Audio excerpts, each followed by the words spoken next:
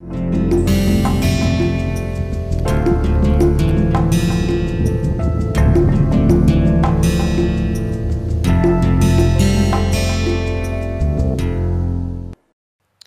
everybody, welcome back.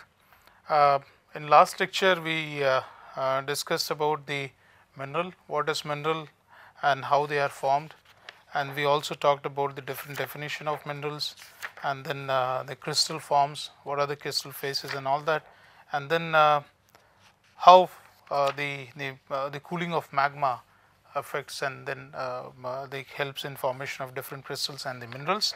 We also discussed about the Bowen reaction series and that how the different type of minerals are formed, that is the feldspars, and then we talked about the ferromagnesium minerals and non-ferromagnesium minerals in that, and then we talked about the continuous and discontinuous series. So after discussion, I think we stopped at the crystal forms. And then the most important was what we were talking about, the cleavage. Okay, so I'll start with that. And the cleavage, if we define, is a definite plane along which the mineral tends to break. Okay, so if you have a mineral and if you try to break it, then it will break along a very particular definite plane, and that is termed as the cleavage.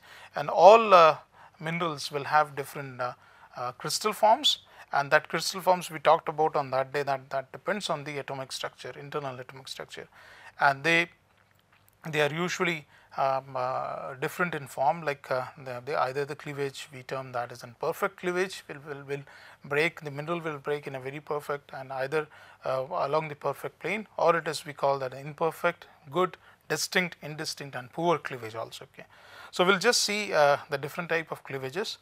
And then we'll move ahead with the identification criteria of the minerals in hand specimen. Okay, so that physically how we can identify the minerals, we can get into the chemical composition, but that is the big long process, but we can identify the minerals just having it in the hand and then doing some performing some parameters which can help us in identifying the particular minerals.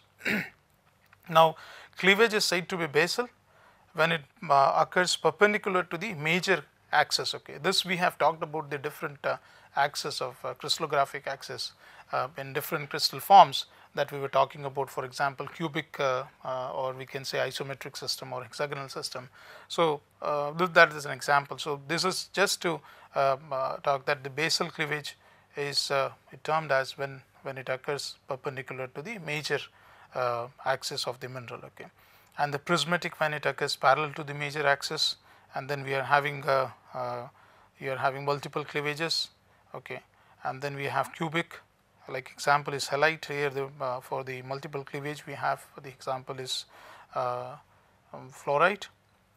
Then rhombohedral cleavage of calcite, it has 3 sets of calcite. We'll see the picture of calcite and then you will understand that how we can say that it has in 3 phase of cleavages and all that. Okay, and then 1 set of cleavage, mostly the mica, and this is because of it is having an internal atomic structure is sheet shape type atomic structure, so we see only 1 cleavage.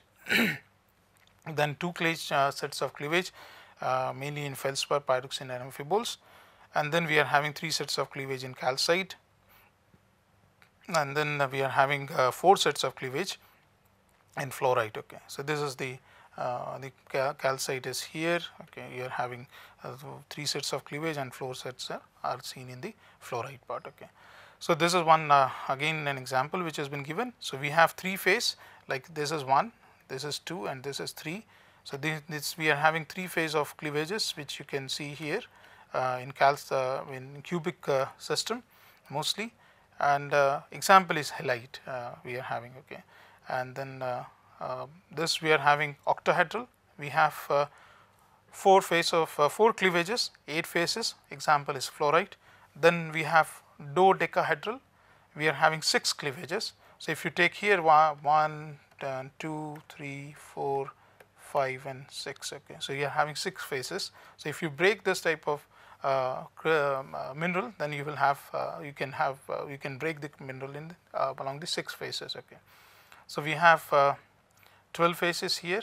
Then we have rhombohedral, that is the most commonly seen in calcite. So we have here we are having 3 sets of cleavage. Okay. So 1 and 2, and you are having 3 here. Okay. And then prismatic you are having only 2. This is 1 and this is 2, having the same on the either side, very much similar to what we were looking at 3 sets in the and then we are having basal cleavage. We have the only this cleavage you will always find whenever you try to break. So mostly the mica family you will find, and then only also the clay you will have the one cleavage only. Okay. Then what all information we need for the mineral identification. This is important, and this we will talk, and very easy, you will enjoy, and we will try to fix up if possible to show you the minerals, different type of minerals in lab if permits. I am not promising it right now, but we can try. Okay. So let us see that what are the criteria we use to identify the different minerals. So along with the crystal forms and the cleavages, of course, will come one of the very important property, but these are the another properties which we look at. Okay. The color, what is color, is due to the chemical composition of the individual mineral. So whatever is been reflected on the surface is because of the chemical composition of the respective minerals. Okay. For example, quartz, calcite, gypsum are colorless. Okay. They don't have any color. But so they will be seen. So along with the crystal forms which we are talking about, this is one of the important properties which you can use to identify the minerals. Okay. Then of course we will see another properties also. Then we are having white color. We have orthoclase and microcline and muscovite, and then we are having red, ruby, garnet, jasper. Blue is kyanite. Green is olivine and emerald. These are the mineral, and some of them are we are having, like, these are all gemestone varieties. Okay. Even we can take this one also. So these are all gemestone variety of minerals. Okay. Then we are having yellow, again topaz has been used. Okay. And sulfur and pyrites, they are yellow in color. So this is an example of augite, which is again comprised of magnesium and iron and aluminum. So it is dark in color. So ferromagnesium minerals you will have usually dark in color.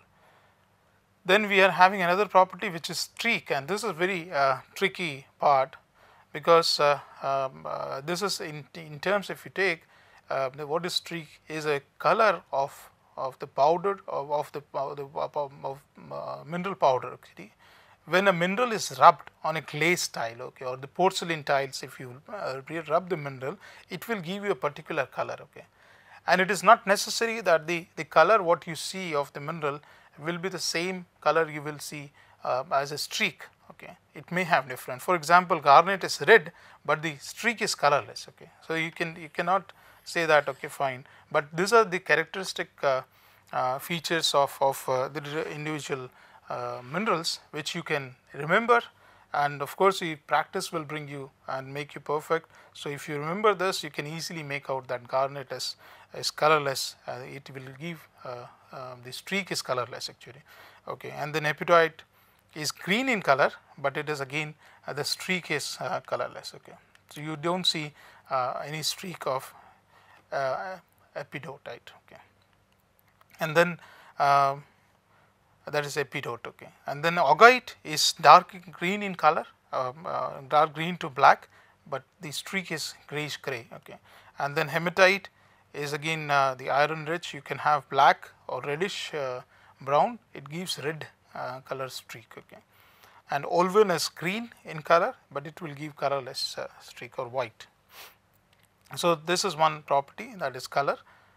Streak. So first was color, streak, and then moving ahead we have luster. Okay. So if you look at the mineral, or if you hold the mineral, and if the light falls on it, it will shine. Okay. So it will have a different shines, and then luster is a natural shining of the surface of a mineral, and the appearance of the mineral surface under reflected light is referred as its luster. Okay. So all minerals will have different luster. For example, we say vitreous luster, is the term which has been used, is the luster of the broken glass. So if you have a broken glass and if you see that reflection, then those sort of luster is termed as vitreous luster. Okay, silky luster of silk. Then so these are the terminologies which are being used to when we are classifying the minerals actually. So vitreous luster, silky luster, pearly luster is the shine of the pearl, very much similar. Then adamantine is shining of like it shines like diamond. Okay, then you are having metallic luster, luster of or shine of iron. So if you break the iron and if you see that luster, it is very much similar to what we are looking at. Okay, so we are having vitreous, we are having silky, pearly, adamantine, and then we are having the metallic lusters. Okay, so this also can be one of the property. And then this is important again, the hardness. Okay, so hardness of the mineral can be known by rubbing the mineral on the material listed below. Okay, so you can either fix up the either with the help of nail, your fingernail, or you can use the knife which is made up of iron, and based on that you can fix up your hardness of the minerals. Okay, so either you can use the porcelain, the streak plate to look at the hardness. With the hardness is 6.5 for this the streak plate. Then glass you are having 5.5, then wire you are having 4.5, and 3.5 you are having copper, and then the lowest is the hardness of the finger is 2.5. Okay, so you can use this different type of material to check your hardness. Okay, so you can fix up if you are rubbing any mineral and it get rubbed on the streak plate, then you can say that the hardness is less than the streak plate. Okay, so that's the one. So this is the Mohs scale of hardness which has been given. Okay, and this scale is showing the absolute hardness. Okay, and then you are having the hardness here. What you see is it goes up to 10, and the most hardest here is you are having diamond. Okay, so you have the most hardest mineral on the earth. Okay, so we are having the softest is talc. Okay, now there is when we used to learn, we used to remember this in a way that the hardness scale. Okay, so we say we take the first letter of each mineral. Okay, so this is talc, and then you are having gypsum, then you are having calcite, then you are having fluorite, then you are having apatite, then you are having orthoclase, quartz, and topaz. Okay, and then finally corundum and diamond you are having. Okay, so if you take these letters, you can learn this and remember very easily, and you can say 3 German captain found a French, this is Felspar, the French queen that can dance. Okay, so you can remember in this way the whole scale of hardness. So if you most commonly occurring mineral, if you take, you are having feldspar and you are having the quartz. Okay, so you can use that. This quartz is having around 7. Okay, and then you are having so you have talc, gypsum, calcite, and fluorite, apatite, orthoclase is the feldspar group of mineral, and then you are having quartz, topaz, corundum, and diamond. Okay, so this is another criteria to identify the mineral, and then you are having specific gravity, the heaviness of the mineral. Okay, so specific gravity is the ratio of weight of the substance to the weight of an equal volume of pure water. Okay, so then you can measure the density also, and again it depends on the chemical composition and the atomic structure of the mineral. Okay, so mineral with specific gravity less than 2, if you are having, then you can see you will feel light. Okay, but if you are having 2 to 4, then you will feel normal. It is, but it is greater than, then you can see heavy. Okay, then coming to, for example, so the hematite and all that will be heavier one. Okay, so specific gravity you can check, and you can also try to note down when you are characterizing different minerals. Okay, then you are having cleavage, as we were talking about that cleavage, a definite plane along which the mineral tends to break. Okay, and when a mineral breaks, it breaks either by fracturing or by cleaving. Okay. So, this is the cleavage which we will see in the that it breaks in the perfect way. Crystal cleavage is smooth, smooth break producing a flat crystal face. Okay. So, whenever you will break, it will break along the plane, and that is your crystal face. Okay. So, it is mainly related to the natural nature of the crystallinity. Only the crystal minerals can have crystalline minerals will have, amorphous mineral will not have cleavages. Okay. So, for example, bauxite will not have any cleavage because they are amorphous in nature. Okay. So, depending upon the internal atomic structure, the mineral will have different sets of cleavage, which we have talked about, that 2 sets of cleavage or 3 sets of cleavage and all that. Okay. And this is an example of halite. So, based on this what we are having, the sodium and calcium, you are having chloride, you will have different form of this. So, this is having the almost like sodium chloride, you are having halite, and you have 3 sets of cleavage here. Okay. Then you are having the clay, or you will take the mica family, you will have the sheet, or we can say the platy cleavage. So, we are having the cleavage of mica, mainly it is almost perpendicular, okay, to the plane. Okay. So, we can say this, and whenever you will break with any, it will break in a manner. Okay. So, this is just to show some examples. So, you are having the silicate structures here, which you can see. Okay. Either we can, but then we are talking about single chain, double chain, and all that. So, you can refer to this. Then some of the minerals which have been listed here. Okay. And then we are having the cleavage, what sort of cleavage you will have. Okay. And then either the cleavage will be like they will be at right angle to each other, or maybe 120 degree to one another, and then we are having either this the cleavage will be in a single plane or not. This is mica and all that. Okay. And this is to show the cleavage of in the clay minerals. Okay, mainly. So, it will have sheet cleavage. So, clay also have also has a sheet cleavage, which enhance the capacity of absorbing. This is a very important property of the clay, which you should remember, that because of the its typical sheet cleavage, which has a capability of absorbing water, okay, between the sheets, making the wet clay weaker, okay, sleeper, and easy to mold. Okay. So, when you put water in a clay, you may might have when towards during the younger age, okay, we all played with the clay, and this is one of the property. But this is extremely important when we are talking about the shear strength of the material. Okay. So, if you are having clay material, then if you pour more water to it, then it will result into the slippery surfaces, and it will weaken the rocks also. Okay. So, you should remember this part, that what we were talking about in terms of the hardness we were talking about, and in terms of the cleavage and all that, this is extremely important property of the minerals, because like next lecture we are talking about the rocks. Okay. So, this minerals will play an important role to provide the strength to the different rocks also. Okay. So, if you are having weaker minerals, or the rock is constituted by weaker minerals, then it will have less shear strength as compared to the other minerals. Okay. So, quartz is comparatively harder. Okay. So, if you look at the scale of hardness, okay, so we are having quartz which is harder. So, it will degrade or get eroded comparatively slow, okay, as what we see for the other minerals. Okay. Like so, if you are having any rock which is rich in calcite, okay, so for example, if you are having limestone or something, it will be comparatively weaker than having the granite and all that. Okay. So, granite is mostly we see is comprised of feldspar and quartz. Okay.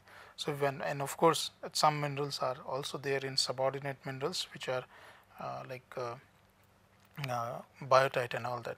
But in short, the granite will be much more like component rocks or hard rock as compared to the limestone and all that. Okay. So, these are again an examples which have been given. For example, this is in calcite, which is having again 3 sets of cleavage, and we are having what we are talking about the calcite here. So, we have okay, and then we will move ahead. So we have cleavage plane, that is Muscovite, and then we are having two sets of cleavage, two direction. Then we are having halite, and there's three sets of cleavages, calcite and dolomite, and then we are having fluorite. Okay, four sets of cleavage and all that. So, so this is what I was talking about, that different minerals will constitute and result into the formation of the rocks. Okay, so rock is an aggregate of different minerals. So here, if you take granite, then we are having orthoclase feldspars, we are having quartz, we are having biotite, we are having plagioclase feldspar. Okay, so this all will contribute and will result into the formation of the particular rock. Okay, or we can say the granite comprises this different type of minerals. Okay, so depending on, if you take the hardness of this, then you can judge that this is comparatively harder as what we were talking about the other rocks. Okay, or the minerals. So this is one part of the mineral. Now we will talk about the different type of rocks, and the first type of rock which comes is the igneous rocks. Okay, so we will talk about the igneous rocks today, and we will move ahead, and then later on we will talk about the what are the different type of sedimentary rocks and the metamorphic rocks and all that. Okay, so let us get started with the igneous rocks, what we are having and how they are formed, where they are seen, and what are the so I'll start with the picture of Mount St Helens, and this is a very having a tragic story behind this volcanic eruption which took place in 1980. This volcano is quite active in the Pacific belt, and this is from US, Washington DC. This is one of the most active volcano on the earth. Okay, and the volcanoes are the source for the generation of one of the source for the generation of igneous rocks. Okay, or because igneous rocks we talk about the magmatic eruption and all that. Okay, so if we take in short what we learned here, again we are trying to compile everything here. Okay, we are having the tectonic plates, so we are having subducting plate the plate going down. Okay, one plate subducting below the another one.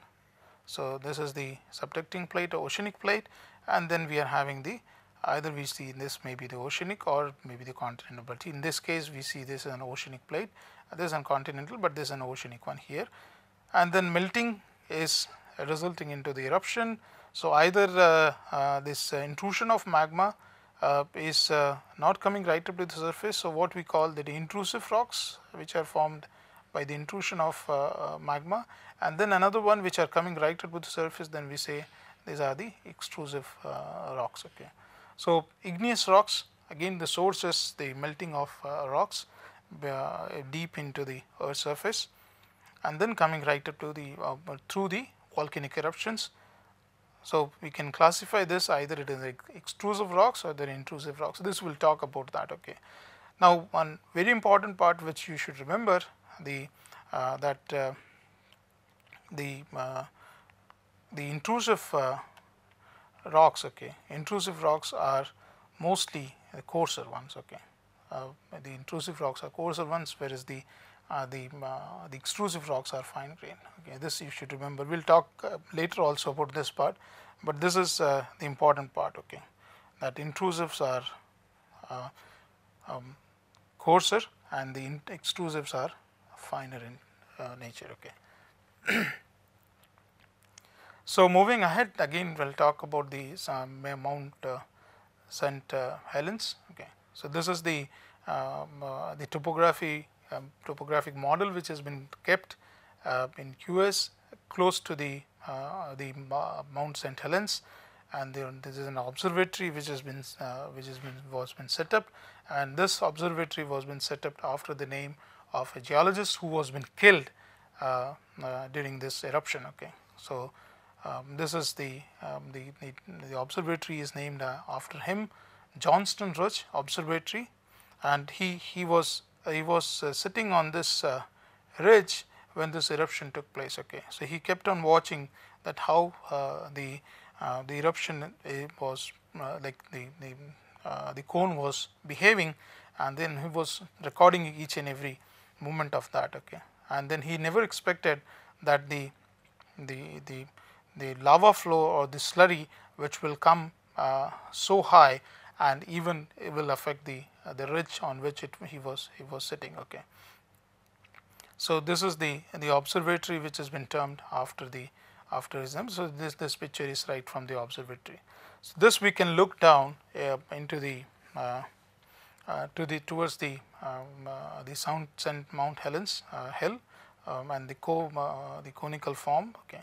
So this is the crater which is at the top of the St Mount Helens, and is partly covered by snow also. Okay, and that resulted into the formation of the lahar flow, which was the extremely dangerous. Okay.